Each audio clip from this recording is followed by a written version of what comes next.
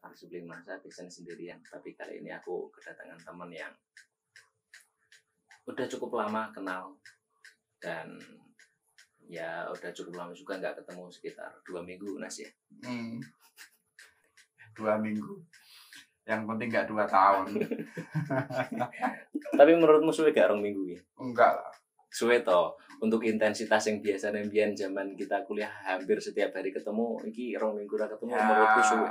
Karena kan situasi dan masanya kan sudah berbeda. Dulu masa kuliah, sekarang kan masa lajang, masa apa ke? Ya masing-masing sudah punya kesibukan. Kesibukannya apa ya? Kesibukannya macam-macam. Kayak garing aku teko bahasa basi, aku ngerti kesibukanmu ya kayak. Santai toh, aman toh. Horor.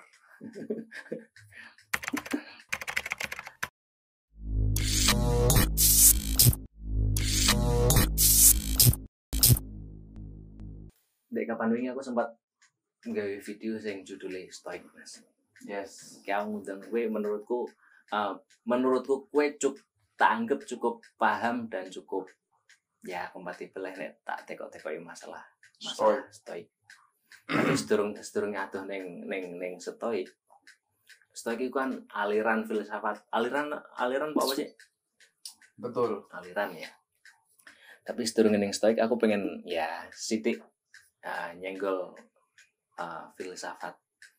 Sepemahamanku, sepengetahuanku, filsafat itu ya biyen Pak Kodim apa sama ya? Lali aku. Pak Kodim, itu berasal dari bahasa Yunani yang gabungan dari 2 kata philo dan sophia. Philo itu yang artinya cinta, sophia itu ya Sophia, berarti filsafat itu mencintai Sophia. Bukan Sophia cewek. Iya gitu. Salah. Mencintai kebijaksanaan. Oke. Sophia itu artinya kebijaksanaan. Berarti filsafat itu mencintai kebijaksanaan. Bukan hanya sekedar kebenaran. Kalau hanya sekedar kebenaran itu bisa dicapai dengan ilmu pengetahuan. Ilmu pengetahuan itu ngomong apa adanya, yang itu bisa ditangkap oleh indera, yang itu diambil dari objektivitas atau objek-objek yang ada. Contoh kecil gini, untuk bisa orang itu mencapai wise atau mencapai kebijaksanaan, itu dia harus mengetahui tidak hanya di balik fakta. Nah, kerja filsafat di situ. Kerja filsafat gimana mengetahui? Mengetahui sesuatu yang itu di balik objek yang dia tangkap.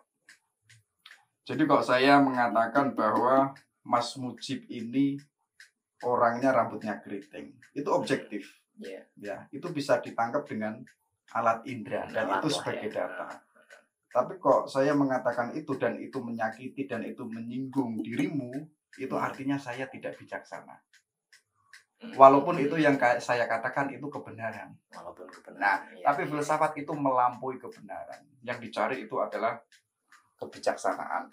Dulu ada gagasan, ada suatu kaum namanya itu kalau nggak salah sebelum era Sokrates, sebelum pra-Sokrates, dan akhir-akhir itu Sokrates pun juga hidup di masanya itu.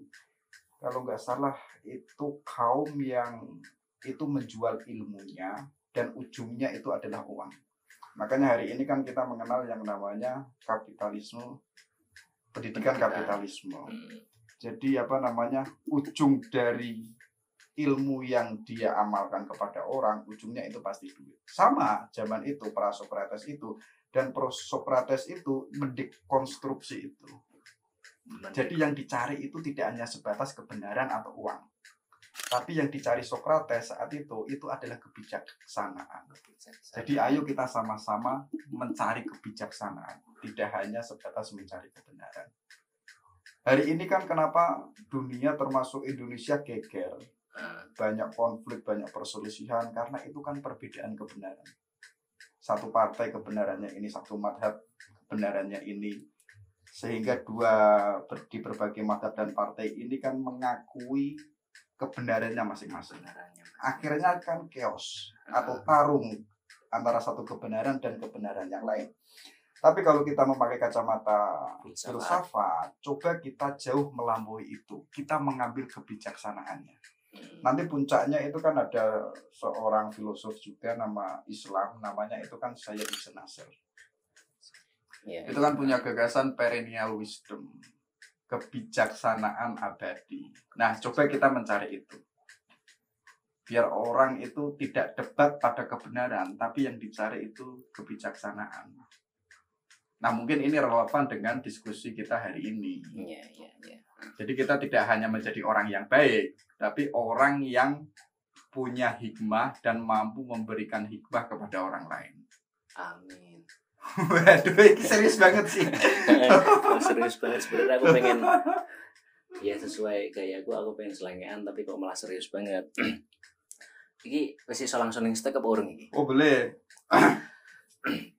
Stoik kan beberapa belakangan ini sempat jadi bahan perbincangan viral. Dan viral lah bahasanya.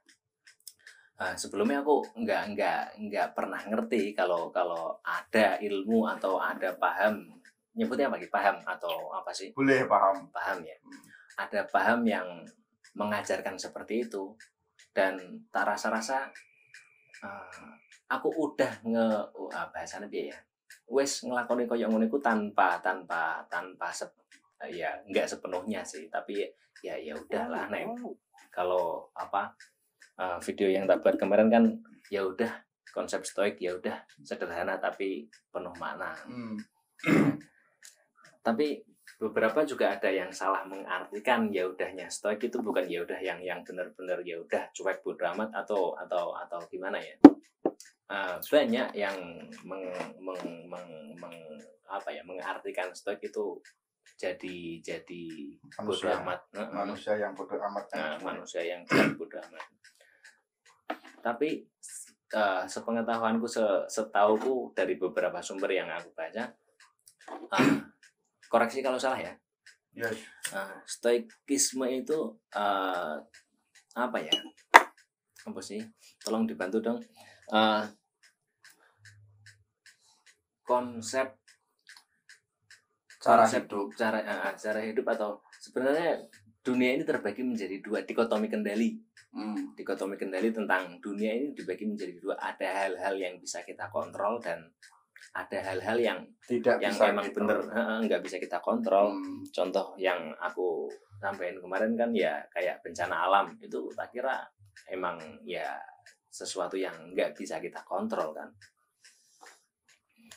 Dikotomi kendali itu maksudnya dikotomi kendali itu ya sepengetahuanku mah, aku bener-bener orang awam yang sebelumnya emang nggak pernah tahu itu konsep stoik apa atau paham stoik, tapi ya udah aku emang kalau emang bener-bener ada yang sesuatu yang nggak bisa kontrol ya udah mau gimana kan, seperti itu. Sebelum ternyata aku ngejalanin ini semua itu ada pahamnya. Ternyata jauh-jauh hari itu sudah digagas oleh orang-orang yang itu bahkan ternyata Islam itu belum ada, itu sudah digagas oleh para filosof-filosof termasuk Marcus Aurelius, Zeno dan lain sebagainya. Tadi sempat menyinggung ada sesuatu yang itu dimiliki oleh manusia. Ternyata di situ manusia itu ada dua pilihan. Dia punya kebebasan untuk berkehendak dan juga manusia ini dia tidak mampu mengendalikan sesuatu yang itu dimilikinya. Nah biasanya ini menjadikan problem manusia, ya kan? Kadang kita itu berpikir atau menjalani hidup yang itu bukan wilayah kita, tapi kita mau nggak mau itu harus kita capai. Dan kadang kita itu protes dengan sesuatu yang itu di luar kemampuan kita. Contoh kecil, sederhana saja bahwa kita dilahirkan di Semarang, itu kan bukan kehendak kita, atau itu di luar kehendak kita. Tapi kalau kita mempermasalahkan terkait hal itu malah menjadi problem besar. Makanya kalau memakai kacamatanya stoik, hiduplah sesuai yang itu sebatas kemampuan. Berarti stoik itu nggak membatasi manusia berkeinginan atau mempunyai cita-cita sedikit. Enggak. Karena fitrahnya manusia pasti dia punya harapan, punya hasrat untuk mencapai sesuatu yang itu diinginkannya. Hmm. Tapi problemnya bahwa manusia, mungkin hari ini pun juga terjadi pada era manusia modern, manusia nggak tahu batas, akhirnya itu menjadi problem besar untuk dirinya sendiri. Karena Jadi dia masalah. tidak tahu batas keinginannya itu sejauh mana. Batas keinginan atau batas kemampuan ini maksudnya? Sama, batas kemampuan dan batas keinginan. Harapan, hasrat, masa depan. Ya. Karena apa? Stoik ini memang benar-benar untuk menyadarkan manusia itu untuk menjadi manusia yang itu bisa harmoni dengan dirinya sendiri. Ya, untuk bisa manusia itu harmoni atau damai dengan dirinya sendiri, maka dia salah satunya itu harus mengetahui sejauh mana kemampuan dia untuk hidup. Ya kan, kita hari ini kan penuh bayangan nanti masa depan kita bagaimana, ya kan? Kita kan kadang trauma di situ. Kita khawatir dengan sesuatu yang itu harusnya itu bukan hak kita, ya kan? Makanya kita harus melakukan hari ini, ya, yang terjadi itu kewajiban kita apa, tanggung jawab kita apa, lakukan itu saja. Nanti masalah kita mau menjadi apa, masa depannya nanti kita karirnya seperti apa, itu sudah bukan jangkauan kita. Ini yang aku tangkap berarti ya bahasa-bahasa anak-anak organisasi atau anak-anak kuliah fokus pada proses, iya kan? Proses. Jangan pikirin nanti gimana hasil akhirnya, tapi fokus aja sama proses yang sebisa semaksimal kamu lakukan. Lanjut lagi, tapi beberapa artikel yang ya ini jadi pertanyaanku juga, maksudnya selisih perbedaannya itu seperti apa? Beberapa artikel yang tak baca, beberapa sumber yang tak baca kan, yang dicontohkan itu Zeno Citium itu seorang saudagar kaya raya yang kapalnya itu tenggelam, karam di dalam lautan. Nah, tapi Zeno menyikapi itu karena ya udah, ini kan gejala alam, nggak bisa Zeno kontrol, dan mau nggak mau harus ikhlas. Nah, ikhlas sama konsep stoik ini aku tak kira ya hampir ada kemiripan, tapi tak kira nggak ya, stoik bukan ikhlas, bukan semerta-merta ikhlas. Kalau konsep ikhlas itu kan kacamatanya orang Islam. Ya. Dulu itu memang kalau kita objektif mungkin belum ada konsep ikhlas. Hanya saja Zeno ini dia memaknai ada istilah yang namanya itu nature atau sunatullah. Nah, sunatullah ini ada logosnya. Ini ada konsep yang itu semuanya disetir oleh Tuhan. Ya kan? Kalau dalam bahasa Islam itu yang disebut sebagai hukum sunatullah atau hukum kausalitas, sebab akibat. Ya kan? Nah, seluruh kehidupan yang ada di alam semesta ini berjalan sesuai dengan nature-nya atau sesuai dengan hukum kausalitasnya. Tadi pun juga disebut bahwa ayo kita hidup hari ini, lupakan masa depan. Kalau hidup hari ini kita benar, ikhtiarnya benar, prosesnya benar, pasti proses itu tidak mengkhianati masa depan. Sama, kalau hari ini kita mengikuti sebagaimana sunatullah itu berjalan, karena apa? Di salah satu isi yang itu ada di alam semesta itu adalah manusia. Nah, manusia ini itu adalah bagian dari alam semesta. Makanya secara tidak langsung manusia ini harus hidup sesuai dengan hukum kausalitas. Karena hukum kausalitas ini yang membuat itu adalah Tuhan. Ya. Nah, kenapa kok Zeno tadi mengatakan ikhlas? Ini ada hubungannya dengan tadi bahwa ada yang itu dikuasai oleh manusia dan itu ada yang tidak dikuasai oleh manusia. Sedangkan alam semesta ini disetir dengan adanya hukum. Jadi kalau Zeno mengalami kapalnya tenggelam, nggak mungkin Zeno itu mampu menyelamatkan kapal yang besar itu, sedangkan Zeno sendiri itu orangnya kecil. Mungkin Zeno sudah mengetahui bahwa kapal yang tenggelam ini satu, bukan kemampuanku untuk menyelamatkan kapal. Yang kedua, mungkin ini sudah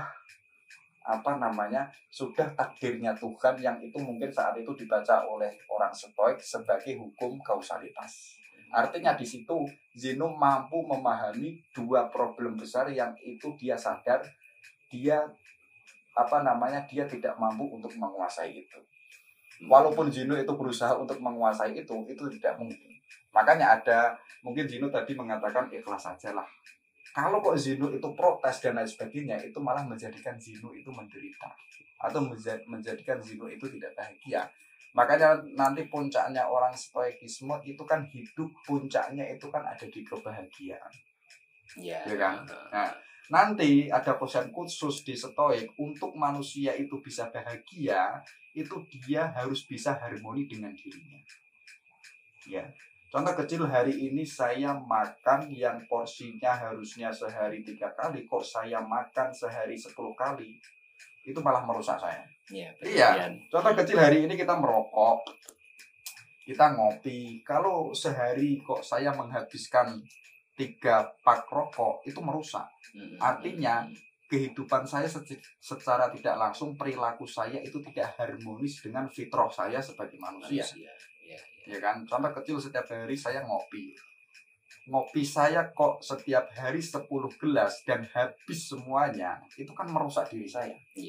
Nah, level pertama kalau kita memakai kacamata stoik, kita harus harmoni dengan diri kita sendiri. Harmoni itu apa? Artinya kita itu selaras, hidup sesuai dengan fitrah kemanusiaan kita.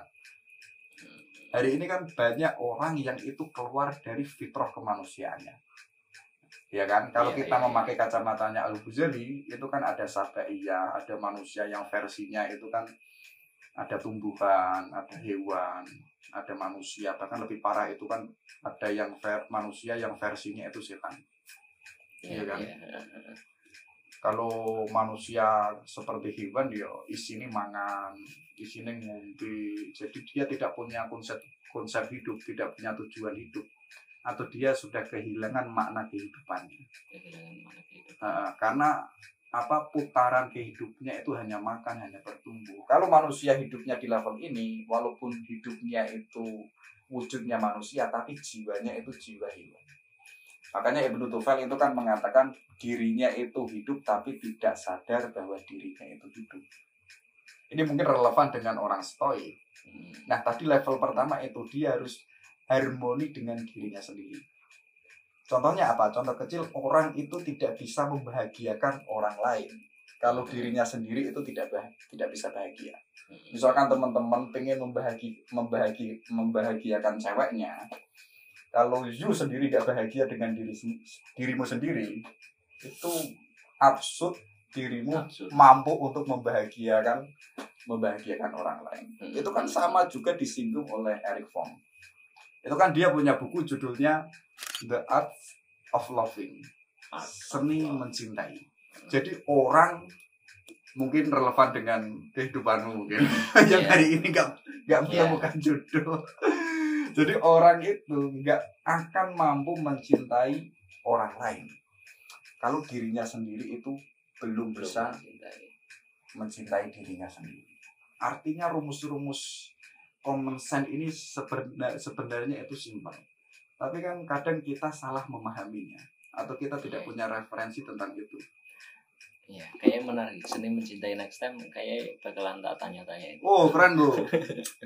Nah, nyambung lagi Zeno tadi ya. Ya aku mulai ngefans lah bahasannya sama Zeno ya. Maksudnya ngefans yang tak baca dari Zeno pun. Loh, Zeno itu punya bahasa khusus. Jadi kalau nggak salah itu apa? You are nothing in relation to me. Jadi you itu nggak ada hubungannya dengan saya. Maksudnya apa? Kehidupanmu itu tidak ada hubungannya dengan saya. Jadi saya yang seperti ini itu jangan dibandingkan dengan kehidupanmu yang seperti ini. Hari ini kan kita menyamakan kehidupan kita dengan orang lain. Oh, teman-teman kita itu sudah demikian. Kita masih di level ini. Teman-teman masih di level ini, kita sudah di level ini. Loh, itu kan apa? Itu kan malah kehidupan kita yang punya versinya sendiri. Kita samakan atau kita bandingkan dengan versi kehidupannya orang lain. Nah, kalau orang itu tidak bisa membaca dirinya, itu kan menjadikan sumber penderitaan tersendiri, ya kan? Iya. Makanya Zeno itu dia tadi mengatakan bahwa antara you dan diri saya itu nggak ada hubungannya. Iya. Enggak, maksudnya bukan nggak ada hubungannya. Bukan berarti cuek loh ya. Tapi nggak boleh membandingkan kehidupan saya dengan kehidupan orang lain, karena setiap orang itu punya versi masing-masing dan kedudukannya masing-masing. Enggak, maksudnya poin yang mau tak tekankan tuh, sebelum aku tahu ada konsep yang namanya stoik ini, ternyata gimana ngomongnya, kemarin aku udah ngelakuin konsep ini, tapi baru belakangan aku tahu ada konsep yang seperti ini. Oh ya udah, yang seperti ini tuh konsep paham stoik. Dan yang tak baca dari Zeno pun mulai koreksi kalau salah Mas ya, mulai mendalami stoik pun juga karena sebelumnya udah ngalamin tadi kapalnya karam, terus menepi ke Athena sampai ketemu bukunya Socrates dan mencari orang, dan baru belajar filsafat, lalu mulai mengajarkan konsep filosofinya di sebuah bangunan teras. Dan dari situ nggak tahu mendeklarasikan atau oleh orang lain yang menyebutnya itu filosofi teras atau stoik filosofi itu. Nah, itu kayak relate banget. Aku sebelumnya tahu ada konsep yang namanya stoik, kemarin juga aku udah ya udah, ini memang udah di luar batas kemampuanku mau kayak gimana. Terus belakangan baru tahu ternyata ada konsep yang seperti ini. Zeno pun tak kira juga demikian. Kan yang diceritakan Zeno itu seorang saudagar kaya, kapalnya tenggelam, dan ya kalau bahasa Islamnya tadi ikhlas, baru menepi ke Athena hari itu. Terus menepi ke Athena, nemu pemikirannya Socrates, baru belajar filsafat. Atau emang Zeno sebelumnya itu emang udah filsuf sebelum ketemu pemikirannya Socrates? Ya, kalau menurut saya itu lahirnya suatu pemikiran itu tidak jauh dengan latar belakang seseorang itu kehidupannya. Dan itu ditambahi dengan pemikiran-pemikiran yang ada waktu dia itu hidup. Nah, lahirlah sesuatu paradigma pemikiran yang baru. Mungkin lahir yang namanya stoikisme ini. Jadi nggak mungkin pemikiran itu tiba tanpa ada yang namanya badai. Tidak ada yang namanya problem. Pasti ada yang namanya latar belakang yang itu menghasilkan sesuatu yang baru. Hari ini kita kan produk era modern, ya kan? Kenapa kok kita punya gagasan demikian? Karena kita hari ini pasti mendapati sesuatu yang selama ini kita pelajari. Mungkin dari Stoik, mungkin dari Socrates, mungkin dari era filosof Islam dan sebagainya. Nah, dari semua yang kita asumsikan ini, nanti kan pasti ada sesuatu yang itu kita jadikan cara pandang.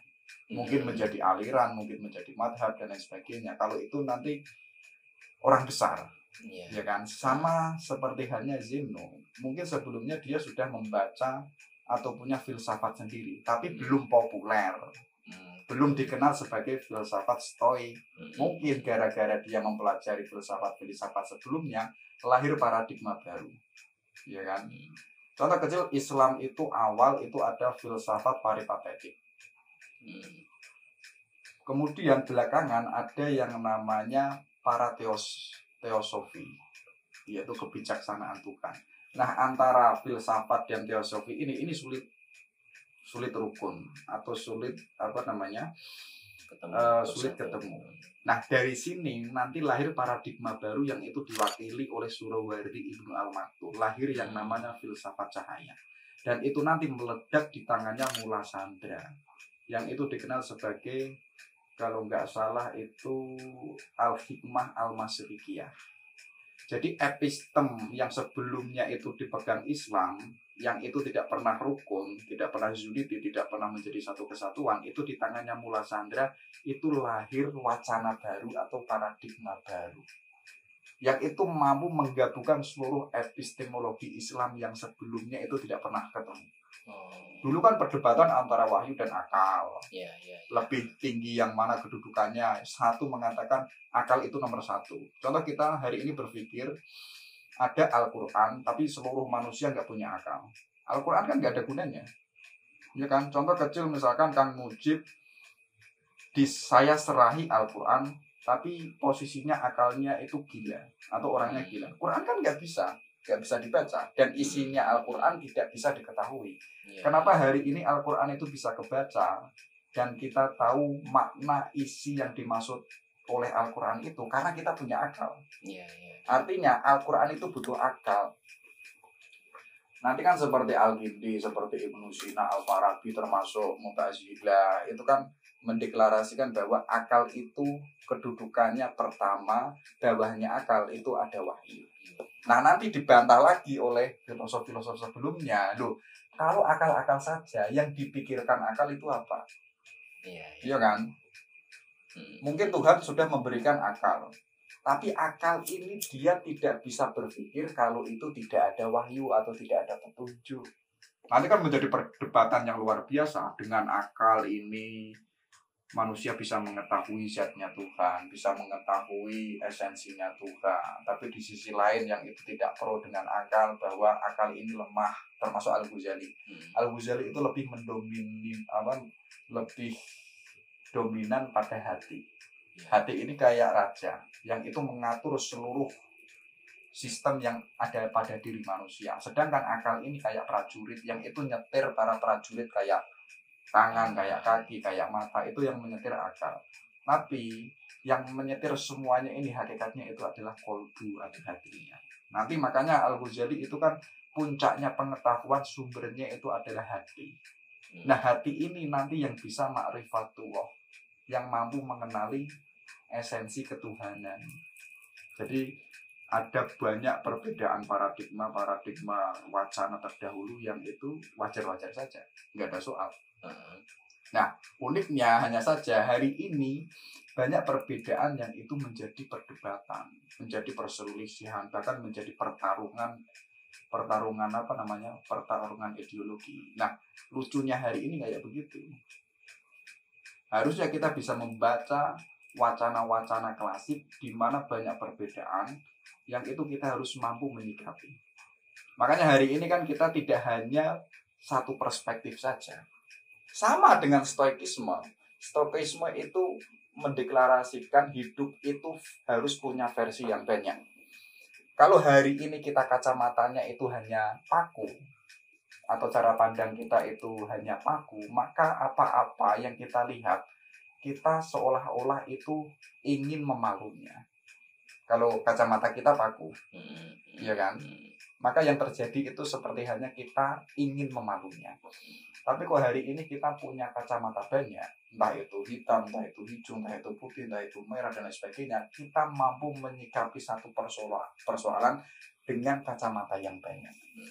Tapi hari ini problemnya, orang itu mendapati berbagai banyak masalah, tapi dia menyelesaikan dengan kacamata satu.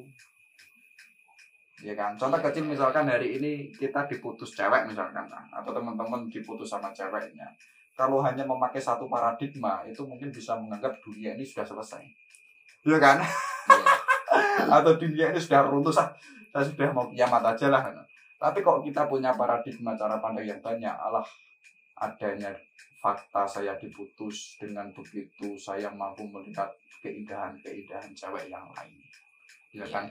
Mungkin dengan adanya diputus ini saya lebih bisa fokus ini, bisa berkarya dan sebagainya. Itu kan harus membutuhkan kacamata yang banyak. Sama dengan stoikisme. Karena tadi hubungannya dengan nature, dengan alam semesta.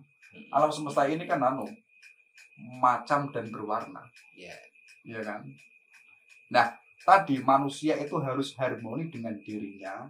Kalau dia bisa harmoni dengan dirinya, nanti dia akan bisa harmoni dengan alam semesta. Kalau dia bisa harmoni dengan alam semesta, nanti dia bisa harmoni antara dirinya dan alam semesta, sekaligus bisa harmoni dengan Tuhan. Loh, Islam kan sama kayak begitu. Tapi hanya saja Islam itu memakai konsep teleologis. yaitu konsep ketuhanan. Tuhan memberikan jalan ini loh. Kalau engkau ingin bisa harmonis dengan saya, jalannya ini, nilainya ini, maknanya ini. Engkau harus sholat, engkau harus yakin dan sebagainya. Engkau harus zikir dan sebagainya. Biar apa? Biar manusianya itu bisa harmonis dengan Tuhan. Walaupun dulu stoikisme tidak ada Quran, tapi kan dia punya cara untuk bisa harmonis dengan Tuhan. Loh itu kan unik. Karena apa? Kalau Zhu itu cermat dengan pemikiran stoikisme, dia itu sangat peduli dan menghargai manusia yang itu punya akal, punya rasio. Dulu kan ada istilah era-era Yunani itu kan menyebutnya animal rasional. Manusia atau hewan yang berpikir. Jadi hari ini kalau kita tidak mau berpikir, yang tinggal, yang ada itu hanya animalnya, hanya hewannya, ya kan? Kenapa kok kita disebut manusia? Karena kita mau berpikir. Tapi kok hari ini manusia malas berpikir, yang tinggal itu hanya animalnya, ya kan? Contoh kecil misalkan teman-teman kok diputus ceweknya, ini sebagai kajian anak muda kan, nyinggung kayak begitu nggak apa-apa. Diputus sama ceweknya, kemudian dia bilang, wah sudahlah, saya nggak mau berpikir, nggak mau hidup. Itu bahaya loh ya. Artinya dirinya itu sudah tidak manusia lagi. Yang ada itu hanya kebinatangannya. Loh, kalau yang ada itu hanya kebinatangannya, artinya kedudukan kita yang mulanya itu mulia sebagai manusia yang mau berpikir, itu malah menjadi runtuh, menjadi hewan. Kita nggak ada bedanya dengan bebek loh ya. Tapi ada juga, itu kan dari para filosof Yunani. Tapi filosof Islam itu punya bahasa lain, yang itu disebut sebagai hayawanun anatik. Hayawanun anatik. Ini bahasanya kayak Al-Kindi, Al-Farabi itu menyebutnya itu. Ini sebenarnya ingin mengatakan bahwa hakikatnya manusia itu mulia loh. Di tengah alam semesta. Itu kan ada istilah di mana Tuhan itu pernah berfirman kepada Nabi Adam, wa 'allama Adama asma'akullaha. Ya.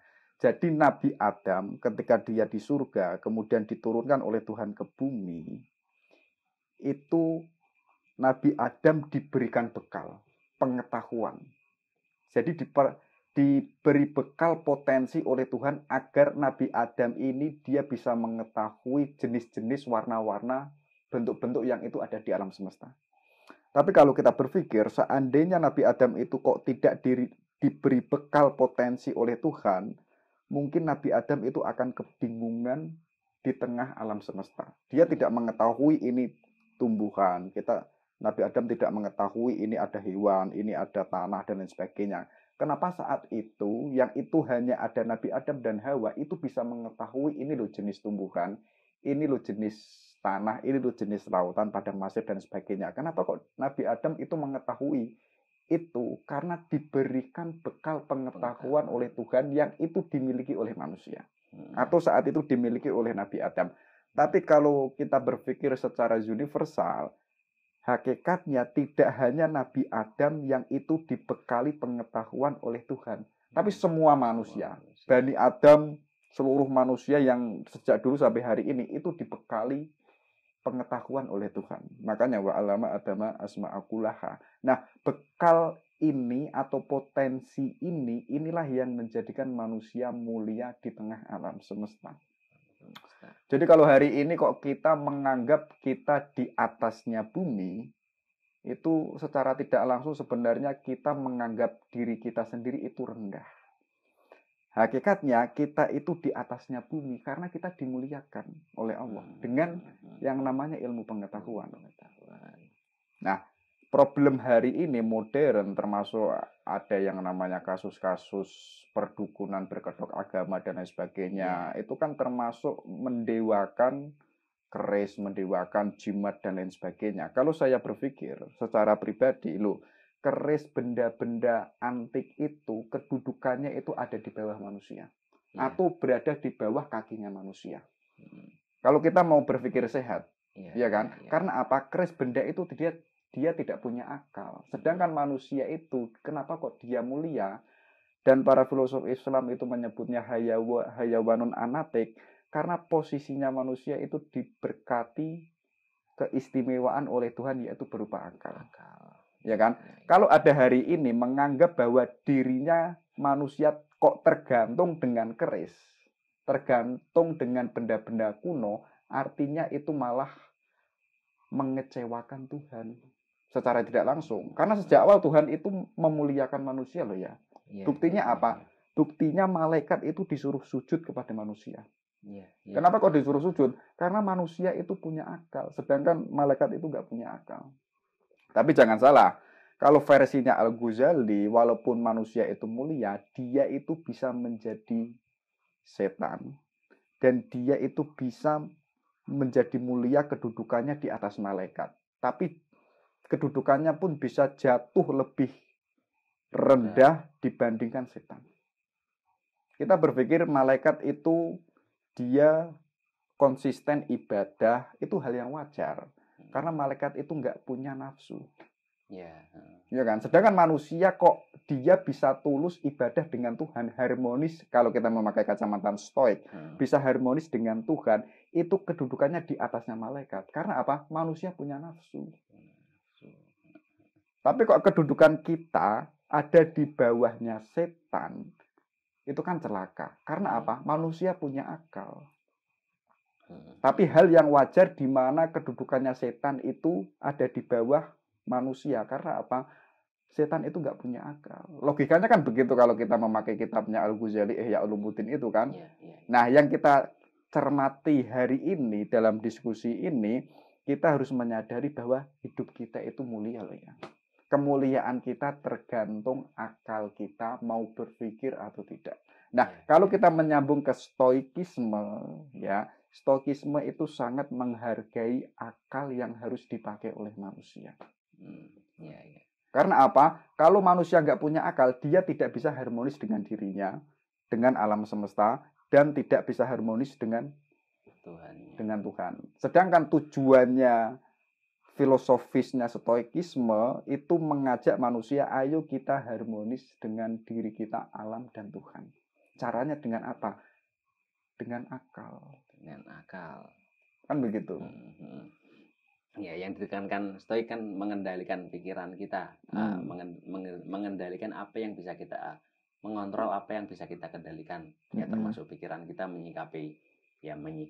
Kalau tadi analoginya dunia perdukunan pesulap merah, ya, itu kan gimana logika kita atau pikiran kita mengontrol pikiran kita, seperti itu kan kalau konsepnya stoik. Kenapa kok stoik itu mendeklarasikan ayo kita menggunakan akal kita biar hidup kita itu bermakna. Tadi kan saya singgung, Socrates pun juga menegaskan it is not living that matter, but living real life. Hidup ini memang nggak penting, tapi jalani hiduplah yang baik, kan begitu. Untuk agar kita bisa menjadi manusia yang itu jalan kita itu baik, kita kan butuh akal, ya kan? Dengan akal kita kan tahu, oh ini baik dan ini benar, ya kan? Dengan akal kan kita bisa mencapai pengetahuan yang tertinggi. Mungkin itu kalau dalam bahasanya para sufi ma'rifatullah kan begitu. Nah, maksudnya itu demikian. Artinya bahwa apa tadi? Akal ini fungsinya atau kedudukannya itu besar, yang itu menjadikan manusia itu bermakna. Ya kan?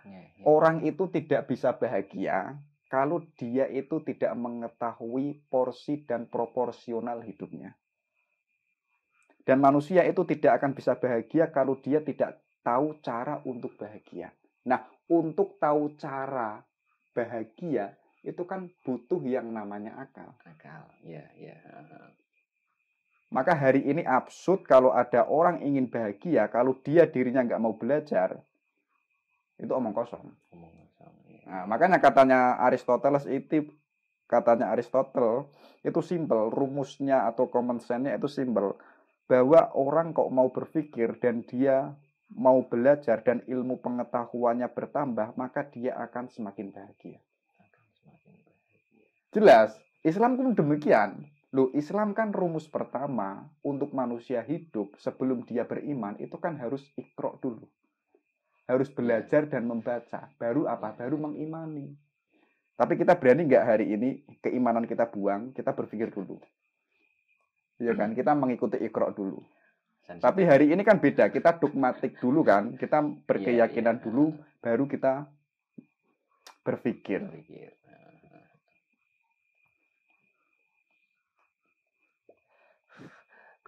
Berarti sederhananya konsep stoik ini mengajak berpikir bagaimana kita hidup bahagia atau gimana? Betul.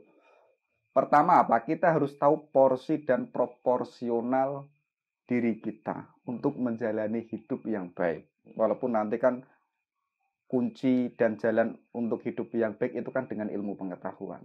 Nah, tadi kan ada manusia yang tadi apa disebutkan yang tahu versi apa namanya?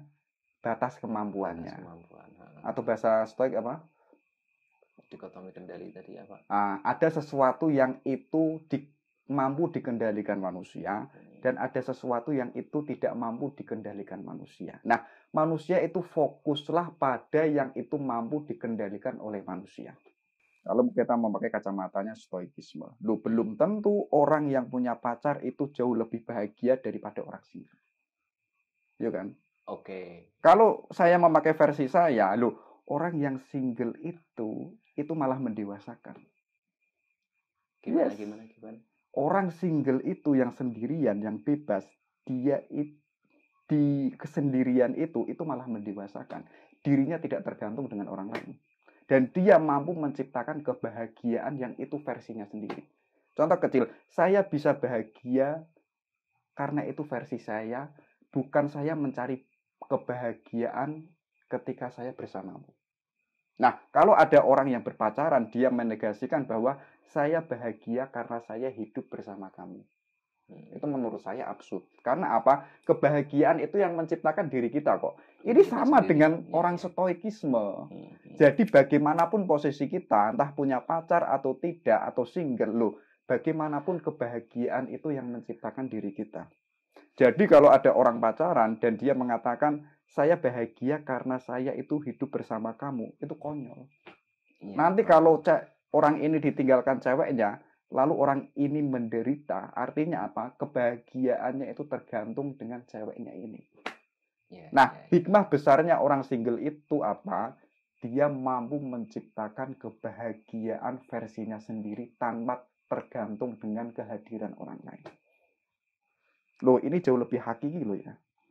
Jauh lebih universal. Nah, nanti kalau kita sudah bahagia, kalau kita mengikuti kacamatanya stoikisme, kita sudah bisa harmoni dengan diri kita, dan kita menemukan kebahagiaan kita, kita akan mampu membahagiakan pasangan kita.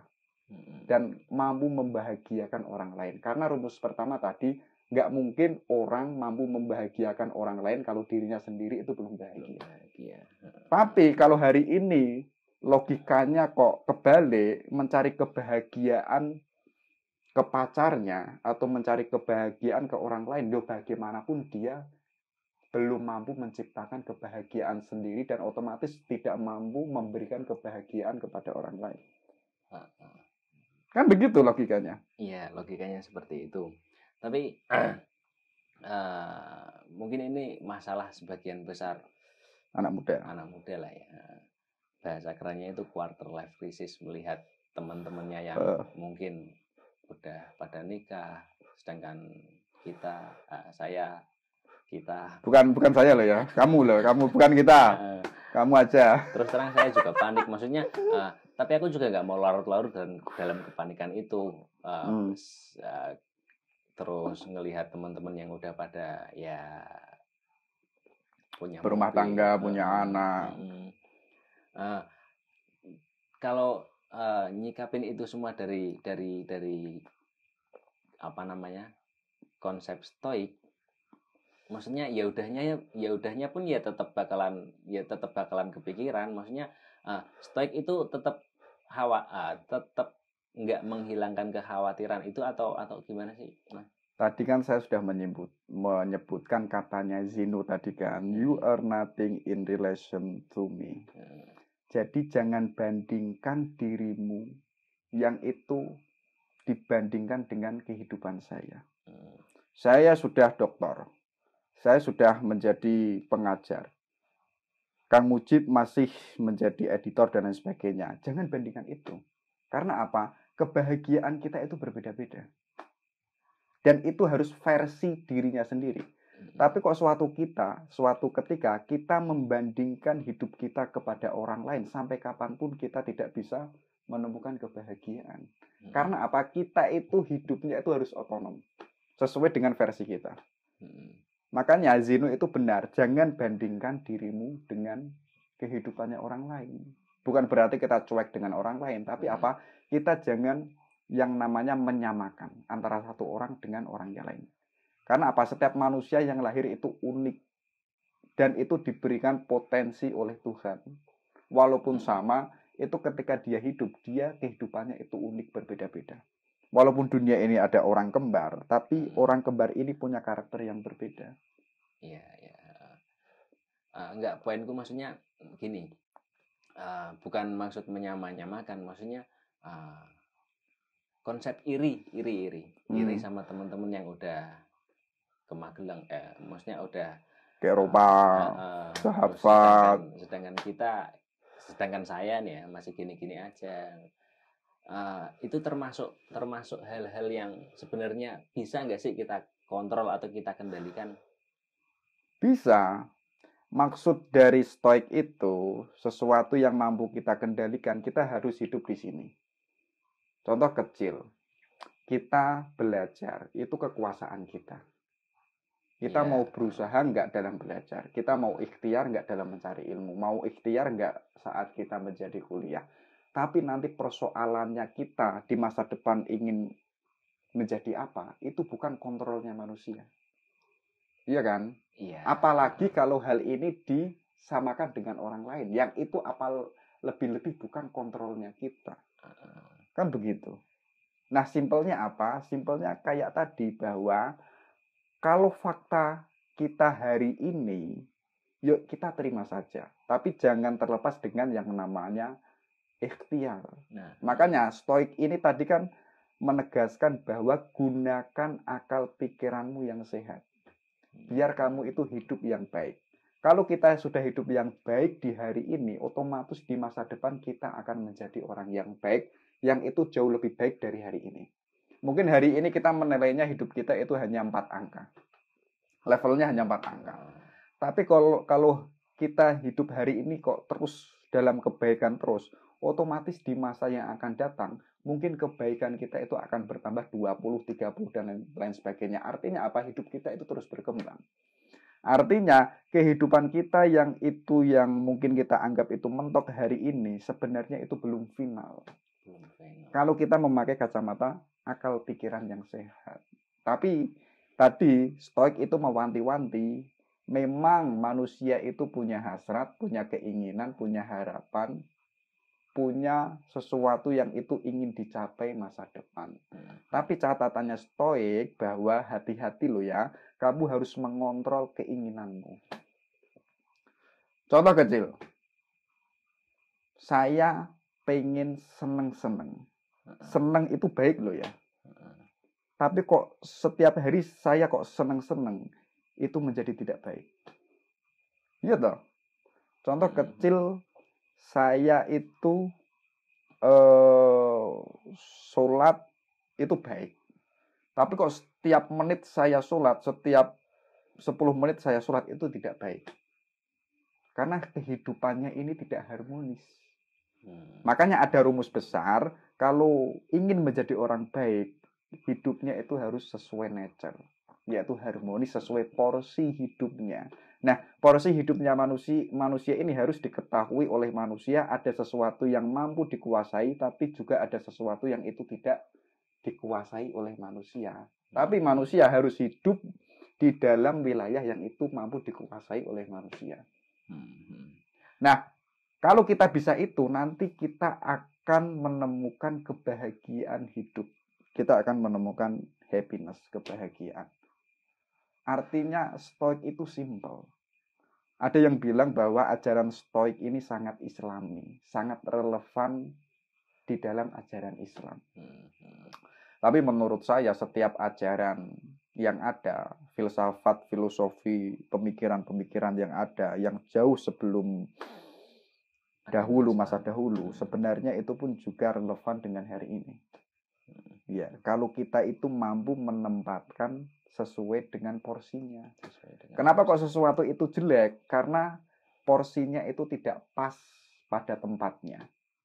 Contoh tadi saya menyebutkan rokok satu hari itu 1 pak itu mungkin baik, tapi kok 5 pak itu kan menjadi tidak baik. Sebagaimana pemikiran-pemikiran yang mulanya itu baik, kok kita tidak mampu menempatinya pada konteks yang pas, itu malah menjadi tidak baik. Berekspektasi seburuk mungkin agar menghindari kekecewaan jika apa yang kita harapkan itu tidak sesuai keinginan. Yang kita harapkan tidak sesuai keinginan kita. Maksudnya begini, kalau saya tangkap ini sulit, aku nangkapnya sulit, serius, aku bingung. Ekspektasilah seburuk mungkin biar keinginan kita itu, biar kita nggak kecewa kalau apa yang kita inginkan itu tidak sesuai harapan, tidak sesuai dengan harapan yang kita inginkan. Tapi kalau versi saya, kalau memakai stoik itu absah-absah saja, manusia itu punya keinginan, punya hasrat, ingin punya cewek cantik, ingin punya cewek kaya, ingin punya cewek anaknya orang kaya, itu absah saja. Tapi kita pun harus mampu mengendalikan atau mengandai-andai. Seandainya nanti kok saya tidak ketemu seseorang atau cewek yang itu tidak sesuai dengan keinginan saya, maka saya harus siap dengan akibatnya, dengan resikonya. Maksudnya begini, absah kita punya harapan ke depan, tapi pun kita harus punya bekal, punya tameng. Kalau keinginan kita itu tidak tercapai, apa nanti yang harus saya lakukan? Nah, itu nggak apa-apa. Karena apa? Keinginan itu menjadikan manusia itu lebih dewasa. Ya kan? Tapi kita diwanti-wanti oleh stoikisme. Keinginan ini jangan dibebaskan, jangan diliarkan. Maka katanya, kalau nggak salah itu Mangkunegara. Kalau nggak salah ya, kalau salah boleh diluruskan bahwa keinginan itu kayak permen karet. Kalau saya mengibaratkan. Permen karet ini semakin diolor lagi, dan terus diolor, itu akan putus. Kalau kok kita nggak tahu batas permen karet ini molor, atau kita tidak tahu keinginan batas kita itu di mana, nanti kita akan terputus dengan keinginan itu. Artinya apa? Kalau kita tidak mencapai keinginan yang kita inginkan, akhirnya kita menderita. Makanya apa? Keinginan ini itu harus dikendalikan oleh manusia. Contoh simpel dalam kehidupan sehari-hari. Kalau dalam kehidupan sehari-hari kita mengikuti keinginan kita, hidup kita itu malah tidak menjadi baik, tidak menjadi benar. Nah, untuk agar kita mampu mengontrol keinginan kita, yaitu dengan akal sehat. Contoh gini, saya itu inginnya setiap hari makan ayam. Kok setiap hari, setiap bulan, bahkan sampai setahun kok makan ayam terus? Itu kan malah menjadi sumber penyakit, kolesterol, gemuk, dan lain sebagainya. Ya kan? Nah, untuk agar keinginan itu bisa dikendalikan oleh manusia, biar kita tidak sakit, kita tidak gemuk, atau kita tidak kolesterol, maka gunakanlah akal pikiran untuk mengontrol keinginan kita. Ya kan? Contoh kecil tadi, wah, ekspektasinya cewek yang cantik. Kita harus tahu diri, kita pantas enggak kalau kita nanti punya cewek yang cantik, kan begitu. Nah, ya kan? Enggak, ya. Itu tahu diri mungkin. Betul, tahu diri. Nah. Tahu diri dan tahu batas keinginan kita itu di mana. Analog ini cewek terus sih. Anak muda bro. Gini maksud dianalogikan kalau ya setiap dari kita pastilah punya cita-cita, tapi ada satu dua hal yang menyebabkan kita udah nggak bisa untuk menggapai cita-cita itu. Cuma aku lah ya, aku di zaman cilik mah ya namanya anak SD ditanya cita-cita pengen jadi apa, polisi standar. Tapi sering berjalannya waktu, aku ada cacat fisik gini-gini, kayak emang bakalan nggak udah nggak bisa. Ya tak kira ya analoginya, menurut aku mah analogi ini loh batas kemampuanku, nek mama tetep maksa kayak aku pengen jadi polisi, kan aku udah ada cacat fisik, udah ada gini yang ya itulah yang menyebabkan aku untuk seleksi aja udah nggak lolos, berarti kan udah mengurangi nilai dan mengurangi persyaratan, memupuskan cita-citaku dulu jadi polisi. Tapi ya udah, maksudnya stoik gitu gak sih? Stoik itu nggak demikian. Stoik itu tadi kan saya sering menegaskan untuk menggunakan akal pikirannya. Dan tadi di jauh-jauh diskusi awal, perspektif kita itu harus banyak. Artinya apa? Ketika kita mendapatkan satu problematika yang kita hadapi, kita punya alat banyak untuk menyelesaikannya. Nah, alat yang banyak yang kita miliki ini, kita sesuaikan dengan problem ini. Kalau kita tidak bisa menggapai keinginan kita yang ini, kita masih banyak loh keinginan-keinginan lain yang itu harus kita gapai. Ya kan? Artinya apa? Stoik ini mengajarkan loh, masih ada loh banyak alternatif yang lain yang itu sebagai jalan kebahagiaan atau keinginan kita. Kan begitu. Hidup kita kan bahagia tidak hanya ditemukan ketika kita menjadi polisi. Lo belum tentu lo ya saat kita menjadi polisi kita itu menjadi orang baik, ya kan? Walaupun kita menjadi polisi atau menjadi presiden, tapi kok perilaku kita nggak baik, itu kan bencana. Jadi titik fokusnya stoik itu bukan hasil yang kita wujudkan nanti, tapi apa yang kita lakukan hari ini itu sudah benar atau masih sudah benar atau belum. Kan demikian. Iya, maksudku, poinku gini, kan aku punya cita-cita nih yang harusnya aku perjuangin. Tapi ada satu dua hal yang emang itu ya bencana alam, kecelakaan kalau aku ya, sampai terjadi cacat fisik. Dan itu menjadikan cita-citaku itu kayaknya udah nggak mungkin deh gini. Nah, poinku lebih ke bagaimana aku menyikapi udah nggak bisa mencapai, bukan harus cari alternatif lain, tapi bagaimana seumpama bagaimana seorang stoik menyikapi itu, maksudnya menyikapi kekecewaan karena nggak sesuai ekspektasi itu tadi. Kalau aku kan ya udah, karena ini emang sesuatu yang nggak bisa aku kontrol, sampai terjadi kecelakaan, bencana alam, dan sampai harus menguburkan cita-citaku itu, ya udah emang ini sesuatu yang nggak bisa tak kontrol kan, bencana alam. Makanya stoik itu punya istilah, kalau nggak salah pun juga dari Zeno, kalau kita sakit ya itu sebenarnya pilihan kita mau sakit atau tidak. Menarik. Kan begitu, iya kan? Kalau kita saat diputus cewek dan kita sakit, lo itu sakit dan tidak itu pilihan kita lo ya. Iya kan? Artinya apa? Ketika kita diputus, kita itu punya dua pilihan. Tetap bahagia atau kita sakit. Nah, bahagia dan sakit ini adalah pilihan kita. Iya, ya kan? Okay, kan banyak problem dan fakta orang diputus ceweknya, dia kan ketawa-ketawa. Alhamdulillah saya sudah diputus, saya bisa mencari cewek lagi. Ada loh ya. Ada. Kemudian ada juga cewek diputus sama ceweknya merasa bahwa di dunia sudah kiamat, mau bunuh diri saja. Loh itu kan pilihan dia memutuskan untuk dia menyikapi fakta itu.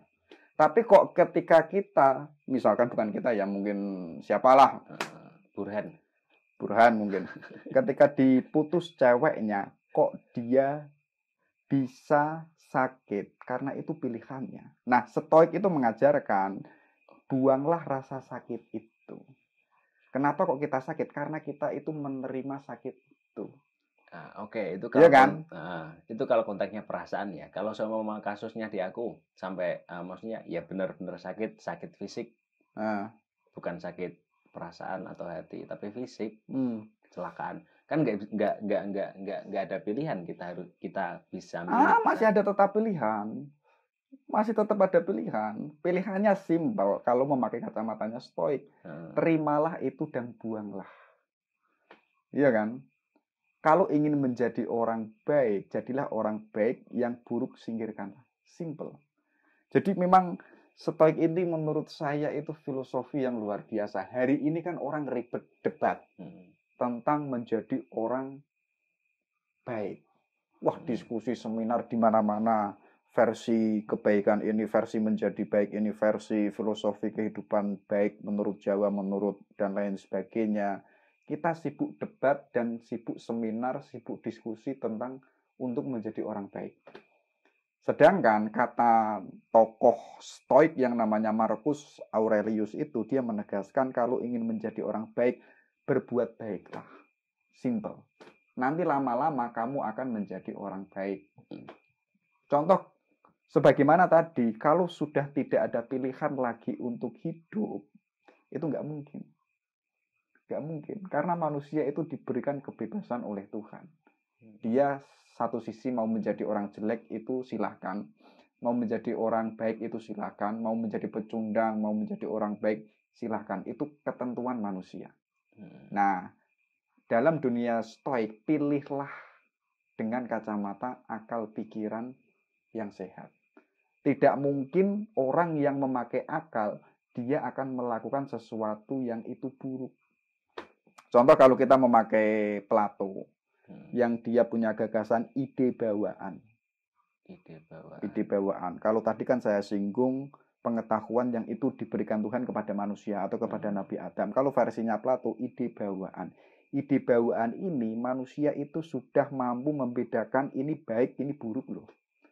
Tanpa ada tuntunan, tanpa ada wahyu misalkan. Ngeri loh ya. Jangan langsung kafir, jangan. Pelajari dulu, baru ngomong kafir. Loh, orang hari ini misalkan ada orang mengkafirkan saya, itu nggak ada soal. Saya tetap seperti ini. Ide bawaan ini maksudnya gini, Ji. Sejak awal manusia lahir itu sudah punya kemampuan anugerah atau potensi yang berupa ide bawaan. Jadi manusia hidup ini dibekali oleh ide bawaan. Contoh kecil, ada monyet yang itu dipakaiani baju seperti halnya manusia. Yang dia punya gerak seperti halnya geraknya manusia. Makanya seperti manusia. Tapi kan pikiran kita membaca itu tetap monyet. Tapi kan kita tidak mengatakan itu manusia. Nah, inilah maksudnya namanya ide bawaan. Nah, bagaimanapun dimanapun manusia berada, kalau dia memakai akal pikirannya yang sehat, dia mampu loh untuk menemukan ini loh yang baik, ini loh yang buruk. Nah, manusia harus hidup dengan akal pikirannya, biar dia hidup dalam kebaikannya. Kalau kita sambungkan tadi, kalau manusia sudah mentok keinginannya dan dia tidak punya pilihan, itu karena persepsi manusianya sendiri. Ya kan? Nah, coba kalau kita tetap menjalani hidup ke depan, kita akan menemukan jawaban loh ya. Oh, ternyata kemarin yang hidup saya mentok, ternyata kehidupan ini masih panjang. Contoh kecil, misalkan ada teman-teman kok jomblo, merasa tidak menemukan cewek. Ya, kalau dia mau berpikir panjang ke depan, loh, saat nanti dia proses dalam perjalanan kehidupnya, nanti dia akan menyadari bahwa loh, ternyata masih ada banyak perempuan sana yang itu bebas saya pilih. Walaupun sebelumnya dia berkesimpulan tidak ada kesempatan untuk mendapatkan cewek. Ya kan? Artinya kehidupan hari ini yang kita merasa sudah mentok itu belum final. Finalnya kapan? Yuk kita saat mati. Ya kan? Jadi masih tetap ada harapan untuk manusia di level apapun. Bahkan orang stroke yang hidupnya di kamar rumah sakit, ya, itu dia masih punya harapan loh ya. Selama orang masih punya harapan, dia masih ada kesempatan untuk bahagia. Contoh kecil, orang sakit itu sudah tidak bisa apa-apa. dia masih punya harapan apa? Agar anaknya menjadi orang besar, agar anaknya bisa menjadi orang sarjana. Itu kan harapan. Di balik itu anaknya bisa kuliah, sukses, walaupun ayahnya itu ada di rumah sakit di kamar, dia kan bahagia melihat anaknya sukses di luar sana. Kan demikian. Ya kan? Jadi kehidupan ini sebenarnya itu indah dan simpel untuk menyikapinya kalau kita itu memakai kacamata stoik dengan akal pikiran yang sehat. Puncaknya nanti bahagia. Untuk bisa bahagia apa? Tadi rumusnya kan harmoni dengan diri kita, dengan alam, dan dengan Tuhan. Nah, kalau kita bisa harmoni dengan itu, hidup kita itu akan tentram, nyaman, dan itu akan mempengaruhi jiwa kita. Dan itu sangat kelihatan di tradisi orang Jawa. Orang Jawa untuk menemukan kebahagiaan itu tidak harus punya mobil banyak, tidak harus punya istri yang banyak, walaupun ada kiai-kiai yang kayak tidak harus punya perusahaan yang banyak, tapi walaupun dia seorang petani, seorang buruh, dia sudah menemukan kebahagiaannya. Iya kan? Loh, belum tentu loh orang yang kaya itu bisa menemukan kebahagiaannya sebagaimana orang petani. Coba kita bayangkan orang yang punya perusahaan besar, raksasa, dia itu tidur harus meminum pil. Sedangkan seorang petani turun di pinggir sawah itu bisa loh ya. Bar nanam kacang, wah tak layah-layah turun lah loh. Itu kebahagiaan loh, Ji. Dan itu tidak bisa dibayar loh ya. Sedangkan orang-orang besar di sana penuh dengan kritikan, penuh dengan intimidasi, mikir perusahaannya nanti gimana, nggak bisa tidur. Nah, itu kebahagiaan. Tapi kan gini sih, kebahagiaan dalam kacamata kita mungkin atau teman-teman itu kan masih absurd. Masih perlu dikaji secara serius. Kita kan menyamakan kebahagiaan dengan kesenangan, kebahagiaan dengan kenikmatan. Ya kan? Tapi kebahagiaan itu berbeda dengan kesenangan dan kenikmatan. Ya. Contoh kecil, saya di kedai kopi sama cewek saya. Itu nikmat loh, Ci. Saya bisa melihat indah wajahnya, bisa melihat bening matanya, itu nikmat. Tapi menjadi pertanyaan, itu menjadikan saya bahagia atau tidak? Saya sering mengalami hal yang demikian, ternyata tidak bisa membawa kebahagiaan saya. Makanya banyak beberapa yang itu saya skip dulu lah. Karena apa? Saya lebih bahagia, saya kayak begini kok. Nah, kadang manusia terjebak di situ. Dia menggantung kebahagiaannya kepada perempuan-perempuan ini yang dianggap sebagai sumber kebahagiaannya. Ini sebagai dekonstruksi anak muda bahwa kebahagiaan Anda itu bukan ada di pasangan Anda, tapi terletak pada pilihan dan sumbernya ada di dalam diri Anda. Kasih tahu. Cakep. Tadi gila. Dulu saya S1 bodoh loh, Ci. Dia so ngomong loh ya. Saya ini iso dobolio teman-teman malah. Oke, doboli, tapi emang ya itu tadi proses kan ya, ini masih bener proses. Dulu kan kita S1 mungkin merasa mentok lah ya. Isine jagong, gitaran, ngedai. Tapi ya sapa senyangko saya kita di penggiat filsafat. Ya boleh saja. Mungkin yang tertarik sama pembahasan filsafat boleh mampir ke kanal YouTube Mas Anas. Sini. Oke, sini. Kangelan ngedit. Masa angel? Enggak, gampang aman. Jadi kesimpulannya stoik ya mencoba membangun harmoni untuk bahagia menurut stoik, mencoba bangunlah harmoni dengan diri sendiri, lalu dengan alam dan Tuhannya. Puncaknya dari 3 elemen ini kebahagiaan manusia. Puncaknya kebahagiaan manusia. Dan itu tidak bisa dijual belikan kepada orang lain. Yang namanya kebahagiaan itu. Iya. Nggak mungkin, nggak ada di Shopee, di marketplace itu menjual kebahagiaan, itu nggak ada. Kalau ada, Ya emang nggak ada sampai hari ini. Memang nggak ada. Kalau ada aku udah beli paket lengkap bahagia. Nggak ada ding. Nggak ada. Apalagi fit dini wal akhirah. Nggak ada.